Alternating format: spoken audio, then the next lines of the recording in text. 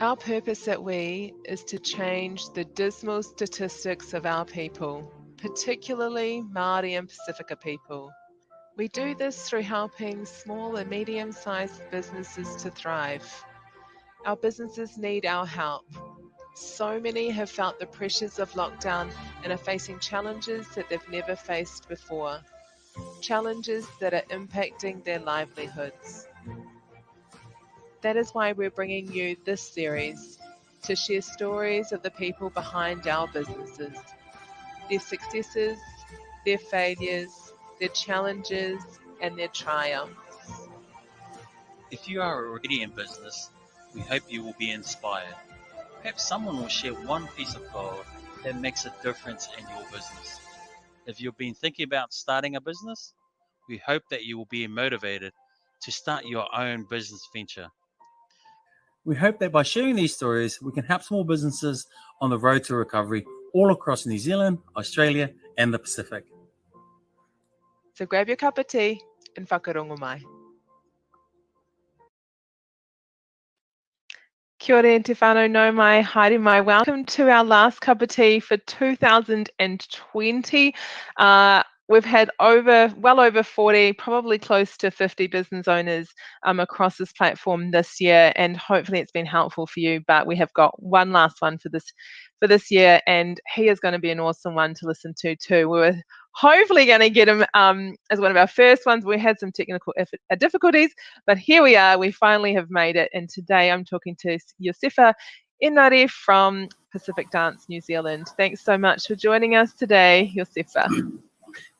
Kia ora, Wendy. Maro soi fua manuia. So, tell us a little bit about yourself. You've had years and years and years of experience in the arts, but give us a shortened version of who you are and how you came to where you are today. Okay, I'm a New Zealand-born Samoan. My parents came here as migrants in the 60s. In high school, I found this talent for performing arts, and so I left high school and entered the performing arts industry. I trained as a professional dancer and went on to do my master's degree. After a really cool dance career, I shifted over and did my master's degree, and from that I moved into what I now call producing and management of dance. Here in the theatre sector, film and television, commercials, community engagement programs. So in a nutshell, that's my jam. You know, I'm a dancer that became a producer when I had to hang up my dancing shoes.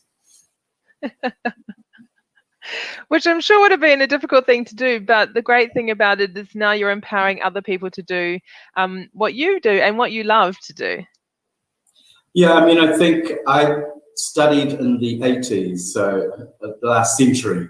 So in those years, there weren't many Pacific people in this industry, very few. And so I guess that is one of the things I have, I'm very grateful and very privileged to be part of the now generation, in that I get to offer some advice and help emerging dance practitioners who want to go into business, who want to have a sustainable career.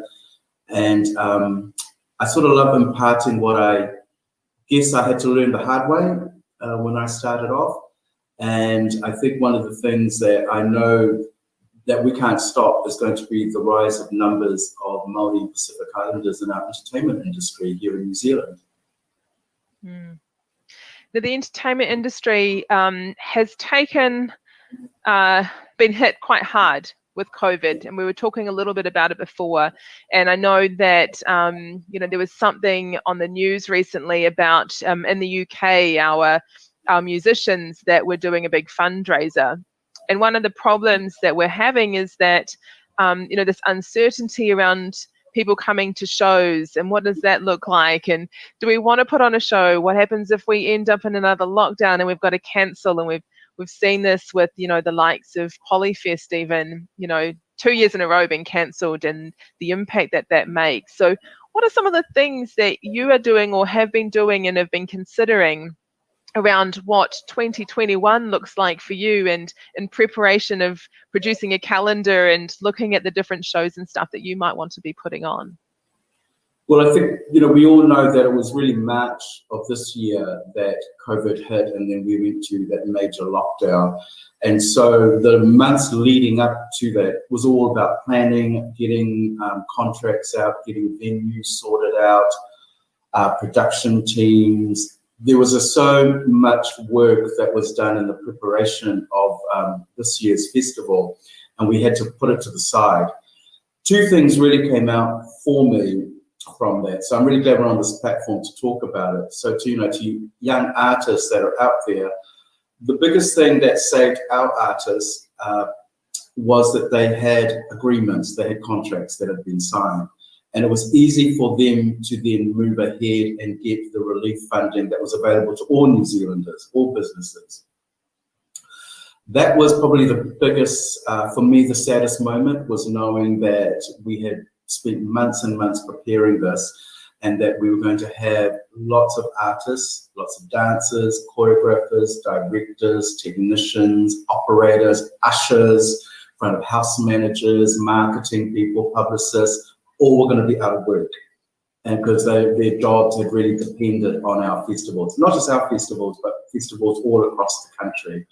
And that was something that I spoke to with other directors, that, we were in this very sort of horrible position, because most of us that are in the entertainment business doing producing work, we're former artists ourselves. So we know how important it is that, these contracts are signed up. You give some assurance to our artists that they've got work for the next couple of months. What I learned from that was that life is hard and there are things out of your control. People have accidents, dancers have accidents, shows don't go on. This was just a real lesson for us that we needed to shift and move our thinking very quickly. And what we did is we instantly went online. We decided that we would try and create some, I call them episodes. I don't know what the young people call it, but when you're putting up things on webs and Facebook, I call them like episodes. I treat them like a TV episode. And so what we decided to do was reinvest that money, channel it into doing some production work. And we chose to present works of New Zealand-based Pacific dance practitioners here and let them talk about their work, their process, what they do, heavily on the heritage side rather than the modern dance side, because I, like everyone else, went down a Warren hole, with all the stuff that's on TikTok during the lockdown and all the social media stuff. So I just saw so much stuff that was out there, but what wasn't out there was our heritage arts practices. So we decided to focus on those people who are here in New Zealand and who would want to share a little bit about their artwork, their dance, their culture. And in that way, we're still relevant, we've still got a presence here. That was probably the biggest learning curve I went through, because it was such a new platform. I'm very old school, so measurements of success in my world are what we vulgarly call bums on seats. It's ticketing. That's how we measure the success or our worth, is the number of people that attend shows. Now, when you think about a theatre, for example, the ASB that sits, I think it's 1,800 seater or 670 seater at the ATC waterfront that we're used to, we received in about the first 5 weeks as the episodes went out, 92,000 views came in to have a look at what we did. One episode itself was 33,000 people watched it.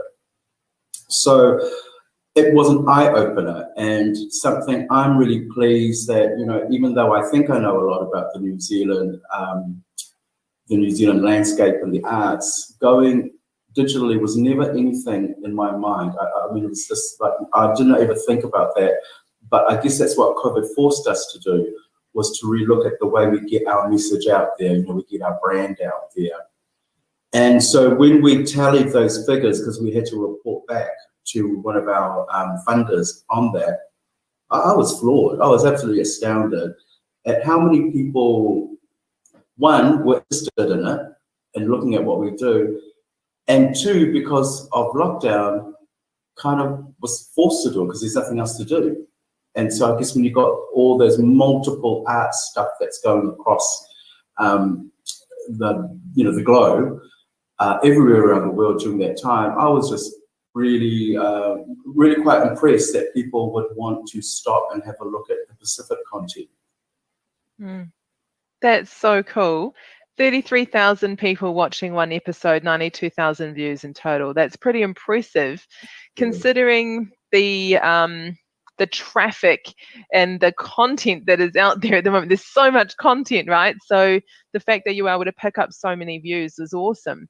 So for 2021 then, what does that look like? Like, is that a mixture of bums on seats and online? Is it just online? What does that look like?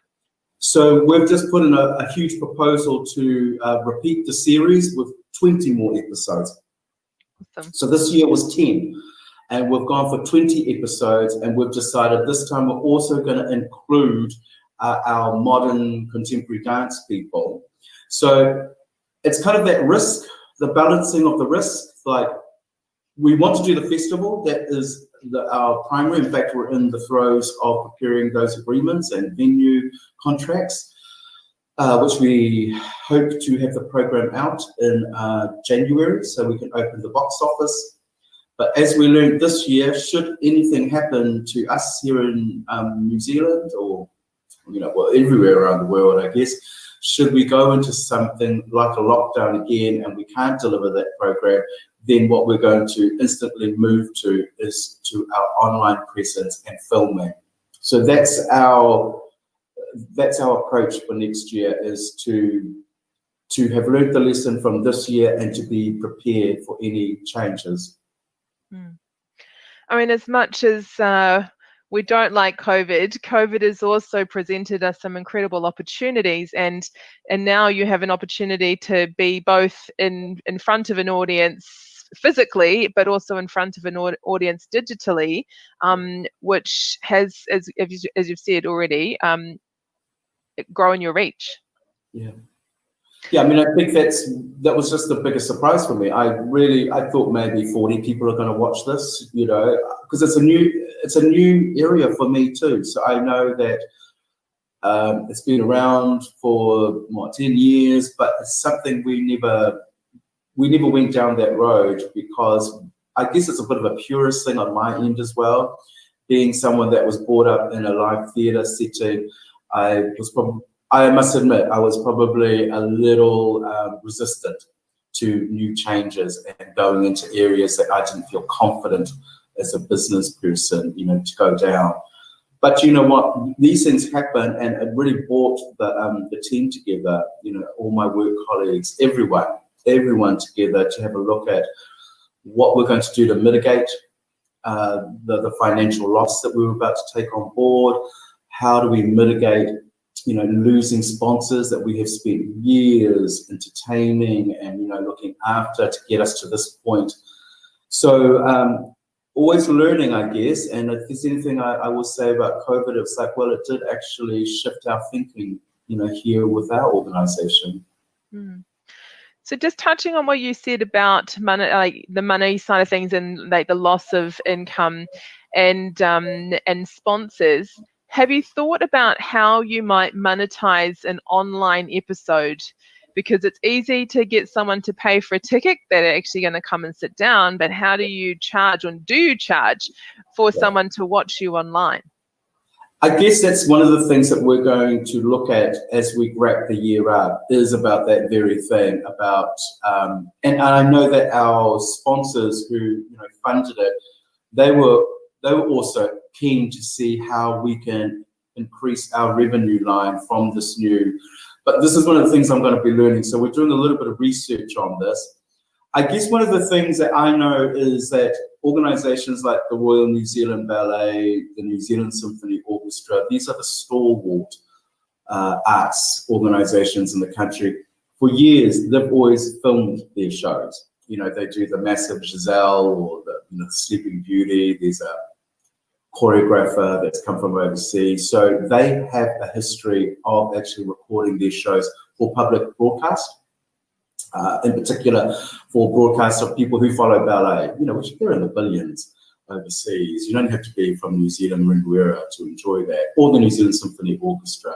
So they've had history. And one of the arguments I see is that, well, this is the thing, we've never had that opportunity, Pacific in particular, have never had that that luxury of being able to make works and then reset it in a filmic television setting so that it can move as its own product, I guess, for better want of a word.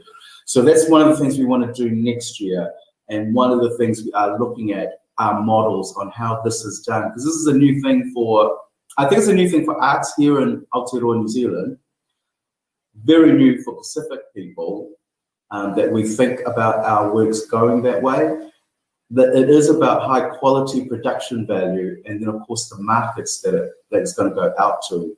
So this is something I think, let's have a chat this time next year, and we'll see how we went. We're just having to look at models and how people do this overseas. I know it's big in America, it's huge in Europe. You watch like 5 minutes or something for free, and then you pay for the rest of the broadcast. So this is going to be something we're going to have to look at, not only just for the general public, but especially for our, for our people. So not only are you getting our content out to the world through Reach and sharing what we do, you're being paid to do that too, which is pretty cool as well. I am in an incredibly privileged position, and I am grateful for that it is a timing, that it's timing. It just happened to be that the world changed. I think New Zealand also began to accept that Pacific people are here. We are part of this landscape. And even though we're probably more famous for being sports people here in Aotearoa, we've been on All Blacks, netball, softball, we've done heaps, shot put, discus. So I think the timing was right for me in my life to be here, that, the arts is now also really considered a huge growing industry. And I'm thinking about people that lead that charge, our filmmakers that are out there, because, they're the big ticket items. They're the ones that they get out there very publicly, they take all the criticism, the artistic criticism and critique that comes with it. So I think the performing arts as a theatre space is now really coming into its own as well. Albert Wendt, writers, Oscar Kiteley, choreographers, Neil Uremia, Paris Gogol. These are people that I think we are all blessed in this time that it's happened. I guess I was reading a stat that 60% of Pacific Islands, this was the 2018 Pacific People stats, 60% of Pacific people are now actually born here. So we really are New Zealand citizens. The median age of Pacific Islanders is 24 years old. So we're also a very young population. And I guess that makes sense given many people that have come from the 50s, 40s, 50s, and 60s, they've passed on to the next realm. And here comes this new wave of generation. And the irony is they're not coming in here. They haven't arrived to the shores. They were born here. They are people from here. And so now they have a perspective about what New Zealand should look like. And so we're getting lots of people of Pacific descent who through their art, see something about New Zealand, and New Zealanders look at each other. And I've always been really proud to see that growth. As I've gotten older, that it's more than just folk dancing shows, at festivals, but they're actually big shows now in our arts festival circuits and our big theatres across the country and overseas as well, being recognised as well as a New Zealand export. It's great because when you think about you're just people in general, really. We all have different likes and dislikes. We're all good at different things. And so for you to be able to bring to the stage art so that our Pacifica people and Māori people are able to showcase what they are good at. I think, you know, and like you were saying, it's not just, oh yeah, I'm really good at rugby. Well, not everyone's going to be an All Black or a Manu Samoa player, you know, but some people actually really love art. And so you're able to show them how they can contribute to their culture and to their whānau, but also how they can be paid for doing something that they really love to do. Yeah, I mean, I think that's one of the things that I've learned and grown through is that, you know, we're very generous people. We want to help out, and we don't want to like have that very tough conversation about your worth. But it is something, as an older person now, when I'm talking and mentoring younger artists, you know, I've always got to remind them, look, you know, the hours of rehearsals that went into what you're doing, the traveling to those functions that you have to sit there and wait and then you go on stage, there is value in yourself, and it's just sort of setting a decent wage for you. You know, some of these groups have got like maybe 10 dancers in their groups, and they're taking jobs that, you know, like a couple of $100. And I was like, well, that's ended up being $20. You might as well have gone and done another job and get paid more. So there's also that whole thing, you know, just to instill in our emerging Māori and Pacific, because I think, you know, we are always very generous in what we do, but, you know, to set a few, I guess, standards or benchmarks in terms of how you price yourself for certain things, because at the end of the day, you know, you don't want to be doing it and owing money. Yeah, that's so true. How does an artist value their time? Like, so when they're pricing for a job, say, like, do they do it based on the number of hours of training and stuff and all the practices, or do they sort of say, well, the practices are part of creation, and then it's about delivering that creation to earn the money? What do you suggest to artists? So Creative New Zealand, which is the arts organisation under the Crown, call it at $25 per hour, and that is the rate that you are working on. Then they add to that your years of experience. So, but the minimum is $25 an hour that you should be charging out. There is a minimum on how many rehearsals you should be at and the hours of the rehearsal. So one of the things I always encourage the dance people who are taking on teaching jobs or you know, a gig is just like, you know, think of it as in blocks, like 3-hour blocks to make it worth your while to get there. Think of that per hour rate, multiply it by 3 on a 3-hour block, and that's the minimum. Then consider in there that when you go into a rehearsal, you know, you have a warm-up time where you just mentally, physically get yourself together before the director comes in. You've got that debriefing time as well. And then think about your role in there. Are you like the lead that's doing the heavy lifting of that show, or are you kind of in the chorus, you know, where you're with 3 or 4 people in a chorus kind of setting? Also consider the years, you know, because some artists, it is their name that carries the show and sells the show too. So, you know, consider your mana that you're bringing to the work as well. So it's all those kind of factors, but the starting rate, according to Creative New Zealand, is $25 an hour. Now, I know that's really difficult for lots of companies. You know, they might not be able to find that $25 an hour per 10 dancers or 10 actors. Plus the other costs that go with it, with your wardrobe, your sound engineer, you know, your composer that's brought on. But it's going to give you a rough idea.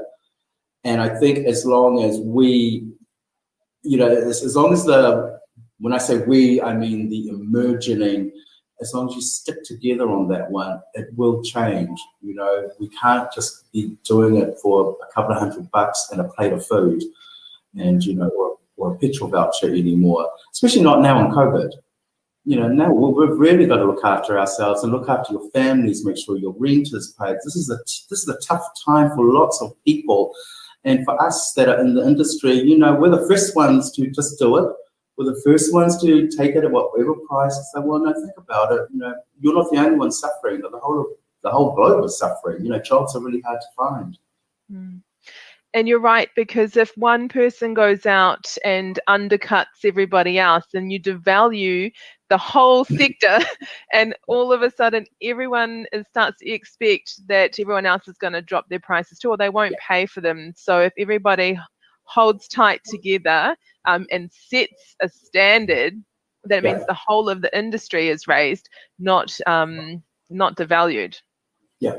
Absolutely. I mean, that's the other thing, I guess, that COVID has also taught us, the power of numbers and unity and togetherness. And, we're all reading off the same script. Well, in this case, the same ledger book. Absolutely. So look, Sefa, for any of our maybe emerging artists, or maybe even, because we have got some high school students that watch this as well, so maybe even high school students or people who are like, they're really into cultural groups, or they're into other dance, hip hop, or whatever else, and they're thinking, I really would like to do something in this space as a career. What are some of the advice that you would give to them? I think that because it's summer coming up, I think I'd be looking at, sort of having a look around some of the dance groups or the theatre groups that are around, and sort of seeing if you want to do a bit of internship, put yourself in there for 2 or 3 weeks during the summer, during your holidays, as you're already contemplating what you want to do. Start off by making coffee and doing the cabling for them, and, sweeping the dance studios, doing free class or free workshops with them. And I think use that time to familiarize yourself by getting people that are around you that are experienced in it. And, we call it mentoring that we deliver here, where we really encourage younger people just to come into the office, spend a day here with us, have that access to people that they can ask those questions about. So, look for sort of placements. I think they used to call it work placements back in my day. Where you organise, maybe spend 10 or 15 hours of your week during your holidays in that environment. Have a think about, not only doing the art of doing it, but perhaps not many people find this really glamorous or attractive, but, coming into the office and working with the staff in the admin block as well, because, they're the ones that are turning the machine in a different kind of way. Finding a mentor if you want to take it seriously. Going to the local dance school or drama school or film school, and asking whether you can spend a day in there, that you're thinking of going down that road, so you can look at the way programs are run and have a chat to the students, maybe the senior students who are leaving. So I think, we're really fortunate. One of the good things about Aotearoa New Zealand is that we are small enough that people do care. You will be surprised how many people will care that you are interested in that business or in that industry, and would want to help out as much as they can for you. So that would be my suggestions to young people. Mm. Yeah, those are some really great advice. And to anyone that's already in business, any last tips that can maybe help them through COVID and into 2021? Oh, I must say this to every single person I meet: get an accountant. Get someone who's going to be able to sit there with you and turn that into figures. They will help you with the planning, what your big goals. And I must say this 100 times to every young person that's with me. They get these massive contracts, and I'm always just like, have you got an accountant to help you with your cash flow, making sure that you meet all your bills, all your tax obligations, all the compliance that comes with reporting when you get grants. Even things like, when you do a show, do you know how much money is going to the ticketing cost? That doesn't seem like much, but adds up in the end. So that would be my thing for all the emerging ones. Get very quickly focused on getting that professional support around you, because The job of the artist is to provide the art and to be the voice of creativity. Their job isn't to do reporting and tax returns and GST returns. That's the job of the accountant. And I think one of the things that will make your life much more stress-free is if you have that support around you. Great advice. Obviously, I agree with you 100%. And I'll say, Wendy, I say that because I learned the hard way. You know, it was really a difficult learning curve for me. It took me years of struggling. You know, when I was trying to do it myself, and then honestly, the minute you know, I had that support around me, I could actually focus on what I'm here to do, which is, you know, create and promote shows, not be bogged down by paperwork. So yeah, I've learned that the hard way too. That's awesome. Iosefa, thank you so much for your time and for sharing all your wisdom and knowledge and the things that you've learned over the years, but also just how we can help, you know, not just our artists, but actually all businesses that are facing the struggle and going from face-to-face to online with some of the things that have worked really well for you. And congratulations on your success for 2020. We really look forward to seeing what 2021 looks like for you. Thank you very much, Wendy. It's been a pleasure talking to you, and I would do a dance for you because I'm the last one. So I'll dance you out then because I'm the told for your series. Thank you. So yes, thank you. So yes, everyone, that is us for 2020. I hope that you've enjoyed this series. They're all on our website. They're all over our Facebook page and our YouTube channel. So if you have missed any, do go back and rewatch them. And we look forward to seeing you bright and early in 2021. Thank you once again, Iosefa and Mark.